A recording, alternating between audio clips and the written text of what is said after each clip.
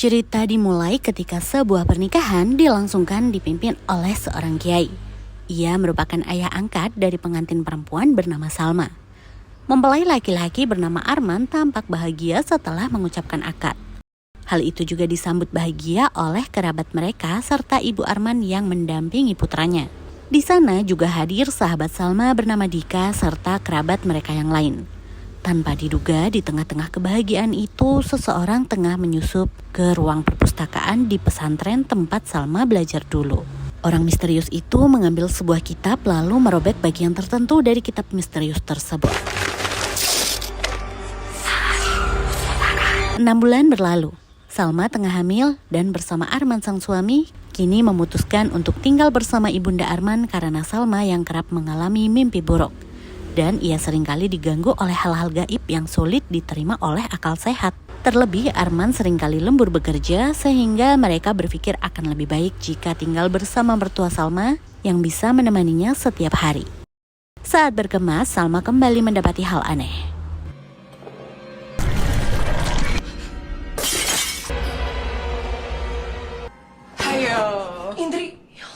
Tak lama, Indri sahabat Salma tiba-tiba datang sembari mengagetkannya. Dibantu oleh Indri, mereka akhirnya sampai di kediaman Ibu Arman yang menyambut mereka dengan baik. Biksumi asisten rumah tangga itu turut membawakan barang mereka. Meski sang ibu terlihat menyayangi menantunya, ia tampak tidak suka ketika Salma membuka tirai gorden di rumahnya. Ibu mertua bernama Bu Lastri beralasan jika ia tidak ingin ada tetangga yang julid ataupun kepo dengan urusan rumah tangganya. Saat malam tiba, Arman mengantarkan Indri pulang ke rumah. Beberapa saat kemudian, Salma yang sedang mengaji melihat Arman kembali dan meminta izin tidur terlebih dulu. Namun ia terkejut karena tidak melihat siapapun di atas kasur. Hingga tidak lama, Arman yang asli baru saja datang dan membuka pintu. Keadaan yang tidak masuk akal itu membuat Salma takut dan berkata pada Arman jika ia takut kejadian di rumah mereka bisa terulang kembali. Namun Arman menenangkan istrinya itu dan mereka tidur bersama. Akan tetapi yang dikhawatirkan Salma mulai terjadi. Ia kembali mengalami hal aneh saat melihat ke arah plafon dan mendapati makhluk mengerikan. Namun ternyata itu hanyalah sebuah mimpi yang kemudian teriakan Salma membangunkan Arman dari tidurnya. Di pagi hari, Arman dan Salma membicarakan mengenai rencana pengajian untuk kehamilan Salma, yang mana akan dipimpin kembali oleh Kiai Salma atau ayah angkatnya. Akan tetapi, sang ibu tampak tidak menyukai rencana mereka karena tidak ingin bertemu dengan para tetangga. Dengan bijak, Arman menyampaikan jika dengan rencana pengajian itu, maka sang ibu bisa bersilaturahmi dengan para tetangga yang kebanyakan tidak mengenalnya. Meski keberatan, akhirnya pengajian tetap dilaksanakan. Para tetangga yang hadir seolah membicarakan Bu Lastri karena terheran. Baru kali ini ia melakukan sebuah pengajian. Biksumi yang merupakan pembantu di rumah tersebut menyampaikan kepada Salma jika sang ibu tiba-tiba tidak enak badan. Kemudian sebuah petir berderu, disertai angin yang kemudian disusul hujan deras. Bu Lastri menyuruh Biksumi memasukkan sofa dan barang-barang yang ada di luar agar tidak kehujanan. Melihat itu, sahabat Salma yaitu Dika dan Indri turut membantu mereka. Setelah pengajian usai, Arman naik terlebih dulu. Kemudian Salma disusul oleh seorang tetangga bernama Budiah. Ia mengenalkan diri serta mengucapkan selamat datang kepada Salma. Bersamaan dengan itu, Salma tidak sengaja mendengar ibu mertuanya itu mengomel. Ia kesal karena barang-barangnya basah dan mengatakan jika seharusnya Arman tidak perlu mengadakan acara tersebut. Di pagi hari, Bu Lastri memuji Salma yang tengah menyiapkan makan siang untuk Arman. Tiba-tiba, Salma seperti mendengar ibu mertuanya itu berkata hal-hal yang tidak mengenakan kepada Salma. Padahal itu hanya bisikan yang entah datang dari mana dan menyerupai suara sang ibu. Selepas itu, Salma yang hendak mengantar makan siang untuk suaminya di kantor, tiba-tiba berpapasan dengan perempuan seksi yang keluar dari ruangan suaminya. Di dalam ada Indri yang tengah sibuk bekerja bersama Arman. Setelah menyelesaikan pekerjaannya, Arman menyambut Salma dengan pelukan. Saat jam makan siang berlangsung, Salma berbicara dengan Indri dan mencurahkan isi hatinya. Meski ibu mertuanya begitu baik, Salma merasa sang ibu menyembunyikan sesuatu. Akan tetapi, Salma terus berusaha berpikir positif dan tidak ingin terjadi kesalahpahaman di antara mereka. Membuat miniatur adalah kesibukan yang dilakukan Salma di rumah. Siang itu tiba-tiba sebuah batu kecil terlempar dari ruang kerjanya. Ia berpikir itu adalah Biksumi yang sedang menyapu. Akan tetapi ternyata tidak ada siapapun di luar dan Salma segera menutup pintu. Di balkon terdengar suara yang aneh dan membuat Salma penasaran. Kemudian saat ia hendak memeriksanya, tampak seperti makhluk mengerikan yang mengagetkannya. Bulastri yang mendengar keributan pun menghampiri dan di waktu yang sama terdengar telepon dari Dika yang sedang berada di depan rumah. Ia mengantar sebuah paket. Namun sikap perhatian Dika kepada Salma membuat ibu mertuanya terlihat tidak nyaman. Tak lama Arman yang pulang berpapasan dengan Dika yang hendak pergi. Untuk memastikan apa yang ada di atas balkon, Arman pun mengeceknya sendiri. Terdengar suara ribut yang ternyata hanyalah seekor tikus. Di keesokan harinya, Arman berpamitan pergi bekerja. Tidak sengaja, Salma mendapati suaminya yang menjatuhkan sebuah anting dan segera mengambilnya. Tak lama dia si tetangga tiba-tiba kembali datang dan memberikan sekotak oleh-oleh berisi makanan. Dia meminta Salma untuk mencicipi terlebih dulu dan ia merasa makanan itu enak. Sebelum pergi, dia meminta Salma untuk berkunjung ke rumahnya di lain waktu.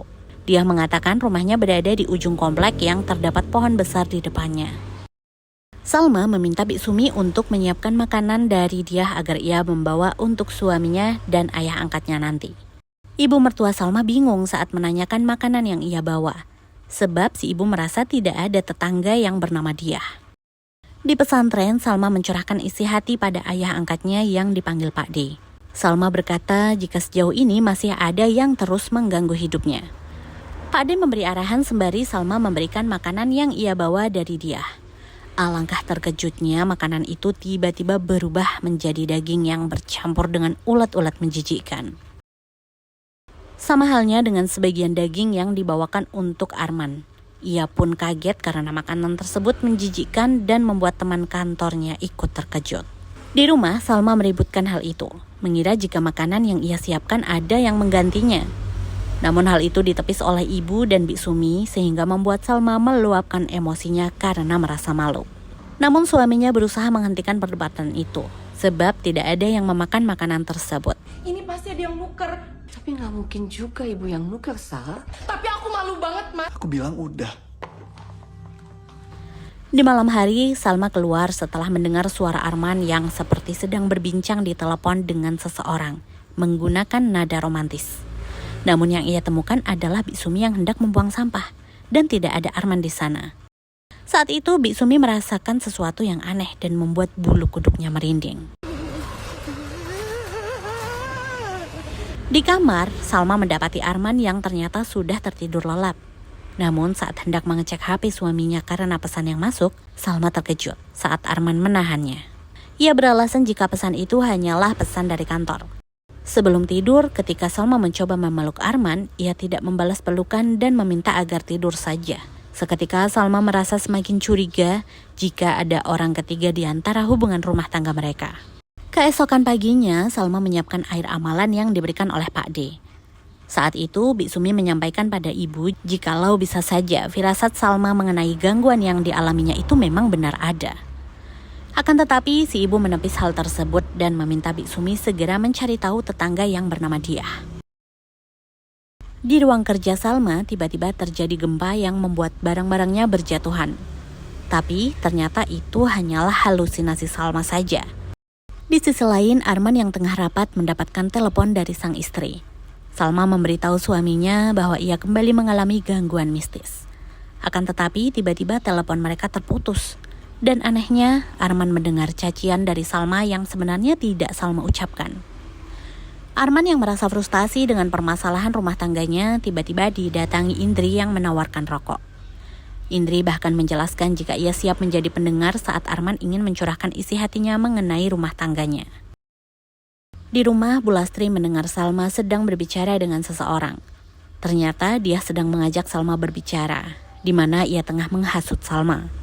Seolah Arman telah berubah menjadi pria yang tidak perhatian lagi dan bisa saja ada orang ketiga yang telah mendapatkan hati suaminya itu. Di malam hari, kekhawatiran Salma semakin besar saat mendapatkan telepon dari Indri yang mengabarkan jika Arman akan lembur. Salma menanyakan apakah wanita yang menjadi brand ambasador kantor mereka sering datang menemui Arman. Indri menjawab tidak pernah. Namun hal itu tidak mengurungkan niat Salma yang tiba-tiba datang ke kantor dan tidak sengaja mendapati wanita seksi itu lagi. Melihat wanita tersebut keluar dari ruangan Arman, Salma begitu kesal dan membuntutinya. Namun seketika Salma merasakan sakit di perutnya yang kemudian dibantu oleh Indri. Alih-alih berterima kasih, Salma justru ngamuk karena mengira Indri menutupi kelakuan suaminya dengan si wanita seksi itu. Salma menemui Arman dan menanyakan siapa wanita tadi. Akan tetapi Arman tidak mengerti maksud pertanyaan Salma. Hal itu membuat Salma semakin marah dan semakin kehilangan arah. Arman yang malu di depan para stafnya bergegas membawa Salma pulang. Namun perdebatan mereka masih berlanjut yang mengakibatkan mereka hampir mengalami kecelakaan. Di malam hari, Arman memilih untuk tidur di sofa. Kemudian saat terlelap, tiba-tiba ia diserang oleh Salma yang mencekik lehernya dengan kuat. Tapi ternyata itu hanyalah sebuah mimpi. Keesokan harinya, Bik Sumi mendapati Diah yang berjalan sendiri dan membuntutinya. Setiba di rumah Diah, tampak rumah itu sangat usang dan dipenuhi semak belukar serta tidak terawat. Saat melihat ke dalam rumah itu, seperti terbengkalai dan tidak berpenghuni. Hingga akhirnya Bik Sumi dikejutkan oleh sosok mengerikan yang tiba-tiba ada di hadapannya. Sesampainya di rumah, terdengar suara ketukan pintu dan Salma segera keluar. Di waktu yang sama, Bik Sumi menceritakan rumah Diah yang ternyata seperti tidak berpenghuni. Bahkan menurut warga sekitar, tidak ada yang bernama Diah di komplek perumahan mereka. Di sisi lain, ternyata tamu yang mengetuk pintu adalah Diah. Salma pun meminta Bik Sumi membuatkan minum untuknya. Si ibu yang penasaran dengan Diah pun segera menyusul Salma. Namun anehnya, tidak ada siapapun dan Salma hanya sedang berbicara sendirian. Tak lama ibu melihat Salma yang berjalan tanpa ekspresi, lalu menyalakan kompor tanpa memakainya. Ibu keheranan dan hendak mematikannya. Namun tiba-tiba kompor itu menyeruap menyemburkan api, sehingga membuat si ibu terkejut, lalu menyambar air panas dan membuat kakinya terluka. Seketika si ibu semakin terkejut saat melihat Salma justru muncul dari ruang depan. Salma yang panik melihat kondisi ibu segera meminta Bik Sumi untuk mengambilkan kotak obat. Di malam hari, ibu yang sebenarnya meminta bantuan pada Pak D. Salma mendapat kabar jika beliau belum bisa datang. Oleh sebab itu, ibu meminta Bik Sumi untuk datang ke pesantren beliau guna mengambil air amalan yang akan membantu mereka. Dalam perjalanannya, Bik Sumi merasakan aura negatif yang terus mengikutinya. Saat mempercepat langkahnya, Bik Sumi tiba-tiba terhenti karena melihat sosok mengerikan. Naasnya, sebuah bus melaju kencang dan akhirnya Bik Sumi pun meninggoy. Di sisi lain, Pak D baru menyadari jika sebuah kitab terlarang yang ada di perpustakaan pesantren telah dirobek di bagian tertentu, yang tampaknya sengaja dicuri oleh seseorang. Tiba-tiba, sosok bayangan melintas, namun tidak mengganggu Pak D sama sekali. Di waktu yang sama, Salma, Arman dan ibunya bergegas menuju rumah sakit setelah mendengar kabar yang menimpa Bik Sumi. Mereka begitu terpukul, terutama sang ibu yang merasa bersalah atas meninggoynya Bik Sumi. Ia takut jika semua ini ada hubungannya dengan apa yang selama ini dialami oleh Salma. Di momen itu, ibu akhirnya memberitahu Salma jika Bik Sumi pernah mendatangi rumah Diah yang selama ini menemui Salma, di mana rumah tersebut adalah rumah kosong yang sudah lama tidak dihuni. Bahkan ibu menjelaskan ketika Diah menemui Salma, ia sebenarnya sedang berbicara sendiri, dan si ibu tidak melihat sosok Diah di hadapannya. Alih-alih mempercayai si ibu, Salma justru tersinggung dan merasa jika si ibu menganggap Salma sudah gila. Karena ingin membuktikan apa yang sebenarnya terjadi, Salma pun mendatangi rumah Diah. Namun anehnya, rumah itu kini tampak bersih dan terawat seperti rumah berpenghuni pada umumnya. Sebelum mengetuk pintu, Salma meletakkan air amalan di teras Diah. Di sisi lain, ibu yang sedang beristirahat seperti mendengar suara sapu yang biasa digunakan Bik Sumi. Kembali ke Salma yang sedang bertukar cerita dengan Diah, ia melihat air amalan yang dibawanya berubah menjadi hitam. Diah pun melihat ke arah pandangan Salma dan terlihat jelas jika dia sebenarnya bukanlah manusia biasa. Lampu padam seketika membuat suasana semakin mencekam. Terlihat jelas wujud asli rumah terbengkalai yang selama ini tidak Salma ketahui. Ibu yang sendirian di rumah juga diteror makhluk menyerupai Bik Sumi yang meminta tolong. Tiba-tiba sosok Diah muncul dan si ibu terjatuh hingga pingsan. Sementara itu, Salma yang menghadapi hantu Diah berusaha membaca ayat-ayat suci sehingga ia bisa membebaskan diri dan bergegas pulang. Sesampainya di rumah, Salma kembali diteror oleh sosok Diah serta gadis berbaju merah seksi yang merupakan jelmaan Saiton Dasim. Dengan sekuat tenaga, Salma melawan mereka menggunakan ayat-ayat suci yang dihafalnya. Karena tidak menemukan keberadaan Arman dan ibunya, Salma keluar menuju rumah Indri dalam keadaan hujan lebat. Dalam kondisi panik, Salma meminta Indri untuk menemaninya pergi ke rumah Pak D karena tidak tahu suami dan ibu mertuanya berada di mana. Indri setuju dan hendak berganti pakaian. Saat itu, Salma melihat korek api yang biasa digunakan oleh Arman. Salma yang merasa janggal berjalan perlahan menuju sebuah pintu. Tanpa diduga, Arman keluar dari kamar mandi setelah membersihkan diri. Arman segera menjelaskan jika ia bertemu Indri di rumah sakit setelah menemukan ibunya pingsan. Salma tidak peduli dengan penjelasan itu. Amarahnya tak terbendung lagi. Saat Indri turut menjelaskan, Salma tiba-tiba menamparnya dan meninggalkan mereka pergi. Gak semua di hidup ini tuh tentang kamu, Sal. Salma ke pondok Pak D menggunakan taksi. Di sana, Pak D menjelaskan jika ternyata selama ini ada seseorang yang dengan sengaja ingin menghancurkan rumah tangga mereka. Bahkan orang tersebut meminta bantuan ilmu hitam dan melibatkan setan Dasim yang tugasnya menghancurkan hubungan rumah tangga antar manusia. Ia bisa menghasut, memfitnah, bahkan mengadu domba. Dan orang yang sedang berusaha menghancurkan rumah tangga Salma dengan Arman adalah ia yang mencuri bagian kitab terlarang, yang selama ini sengaja disegel agar tidak disalahgunakan. Arman yang menyusul Salma tiba di pondok dan mendampingi Salma yang hendak diruqyah untuk menghilangkan gangguan jin Dasim pada dirinya. Dibantu oleh ustadzah yang lain, jin dalam tubuh Salma yang meronta-ronta pun akhirnya bisa dikeluarkan, dan Salma terjatuh hingga pingsan. Melihat kondisi yang memprihatinkan, ia segera dibawa ke rumah sakit. Namun sayang saat tersadar, Salma harus menerima kenyataan jika calon bayi mereka telah tiada. Beberapa hari berlalu. Keluarga Salma kembali mengadakan pengajian, di mana Indri turut hadir dalam acara tersebut. Salma yang merasa bersalah segera memeluk Indri serta meminta maaf atas kesalahpahamannya tempo hari. Kini keadaan mulai membaik. Indri yang tengah datang bulan meminta izin ke toilet dan Salma mengiyakannya. Disinilah terkuak fakta jika selama ini Indri adalah dalang di balik ricuhnya rumah tangga Salma dan Arman. Anting yang pernah ditemukan Salma adalah milik Indri. Begitu juga bagian kitab yang hilang ternyata dicuri Indri saat Kiai sedang memimpin acara pernikahan Salma. Saat itu Indri tidak hadir dan menggunakan kesempatan untuk mencuri lembaran kitab terlarang tersebut. Ia kemudian mengeluarkan boneka misterius yang ternyata pernah diselipkannya di kotak barang Salma saat membantunya pindah rumah. Kali ini ia meletakkannya di bawah wastafel untuk kembali memberikan teror pada Salma. Meski endingnya sedikit gantung, semoga bisa memberi pelajaran pada kita semua guys, agar tetap menjaga hati dan berdoa agar terhindar dari hal-hal yang tidak diridhoi oleh Tuhan Yang Maha Esa.